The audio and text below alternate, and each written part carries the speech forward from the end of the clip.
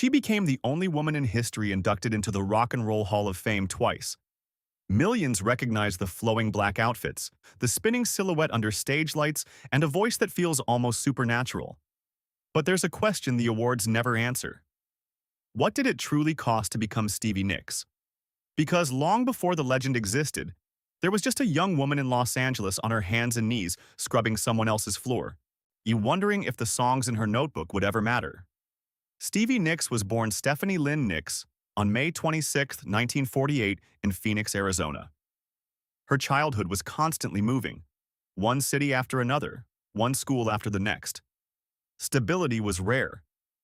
But one thing never changed: music. Her grandfather, a struggling country singer, noticed her talent when she was only 4 years old. He taught her songs before she could read, telling the family something simple but powerful: she has a gift. Don't take it away from her. That belief shaped everything. By high school in California, Stevie had already decided music wasn't a hobby. It was her destiny.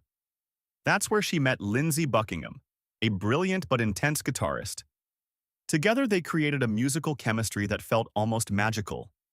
They formed the duo Buckingham Nicks, chasing the dream during the chaotic music scene of the late 1960s.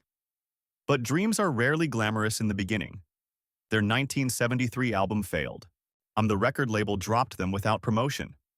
Suddenly, Stevie was 25 years old, waitressing at Clementine's restaurant and cleaning houses just to survive. Imagine believing you're meant to stand on a stage, while the world sees you as invisible. Then everything changed in 1974. Drummer Mick Fleetwood heard their music and invited Lindsey to join Fleetwood Mac. Lindsey refused unless Stevie came too. That one decision reshaped rock history. When the band released their 1975 album, the chemistry exploded. Stevie's voice brought something mysterious, emotional, and powerful that audiences had never heard before. But the real storm arrived with rumors in 1977. Behind the scenes, every member of the band was breaking apart, relationships collapsing, divorces, betrayals. Stevie and Lindsey ending their romance while still performing together every night.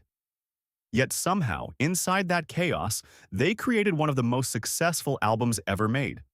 Rumors sold over 40 million copies, and Stevie's haunting song Dreams became its emotional heartbeat. Fame followed quickly, but peace never did. Through the 1980s, Stevie battled addiction while launching a powerful solo career. Her album Belladonna in 1981 debuted at #1, producing hits like Edge of 17 and Stop Draggin' My Heart Around.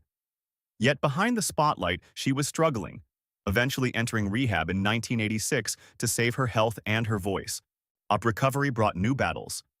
Prescription medication stole nearly 8 years of her creativity before she finally fought her way back in 1993. Slowly, the songs returned. The voice survived. Years later, after reunions, breakups, and heartbreaking losses, including Tom Petty in 2017 and Christine McVie in 2022, Stevie kept performing. And then something extraordinary happened. In 2020, a viral video sent Dreams back to the top of global charts. A song written in pain in 1976 suddenly connected with a new generation who had never lived through the era that created it. That's the strange power of real music. Today, Stevie Nicks still walks onto stages in her 70s, carrying every scar, every loss, and every triumph in her voice. It may sound different than it did decades ago, but in many ways it's deeper, because the real legacy of Stevie Nicks isn't the fame. It's the simple, stubborn belief she still carries after everything, that somewhere out there, the next song might change someone's life.